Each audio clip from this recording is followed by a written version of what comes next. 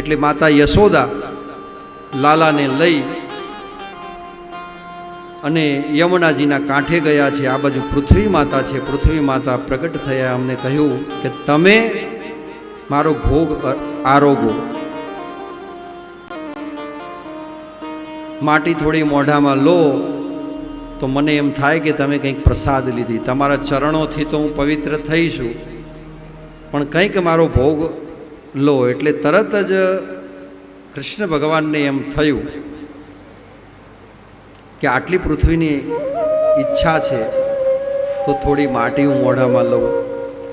માટી મોઢામાં લીધી અને બલરામજી આ જોઈ રહ્યા હતા. બલરામજીને એમ થયું કે પ્રભુ છે, ભગવાનને આજ થોડી માતા એમને વઢે એવું કંઈક કૃત્ય હું કરું. એટલે તરત જ યશોદા મા પાસે પહોંચી જાય છે કે મા તું અહીંયા કપડાં ધોવે છે ને પેલો લાલો તો ત્યાં માટી ખાય છે. યશોદા માતા ત્યાં આવે છે અને માતા આવીને કહે છે કે લાલા તારું મોઢું ખોલજો. પણ લાલા એવી મોઢામાં માટી ભરી હોય છે ને આમ કરે, ખોલે નહીં. એટલે બંને હાથેથી મોઢું લાલાનું દબાવે છે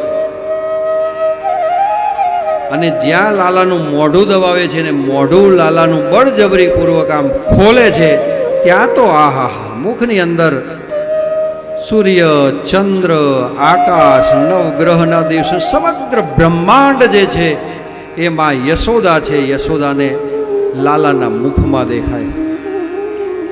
આખા બ્રહ્માંડના દર્શન માં યશોદા કરે છે. માં યશોદાનું એવું ભાગ્ય ખેલ્યું કે આખા સમગ્ર બ્રહ્માંડને કોઈ જોઈ શકતું નથી, માણી શકતું નથી. કોઈ કેટલું વિસ્તરણ પામ્યું છે એની કોઈ કલ્પના નથી કરી શકતું. એ બ્રહ્માંડના દર્શન ભગવાનના મુખમાં થઈ જાય છે. તરત જ માં મૂર્છિત થઈ અને પડી જાય છે કે આ શું છે.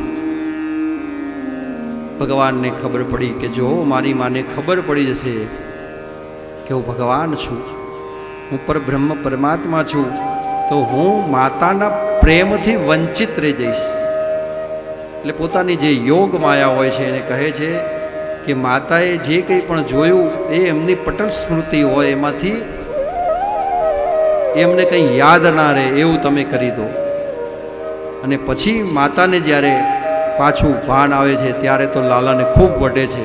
બગડી ગયો છે, માટી ખાય છે. ઘરે માખણ ખાવા નથી મળતું તને, તે માખણ ખાવા માંડ્યો ન કહેવાનું કહે છે.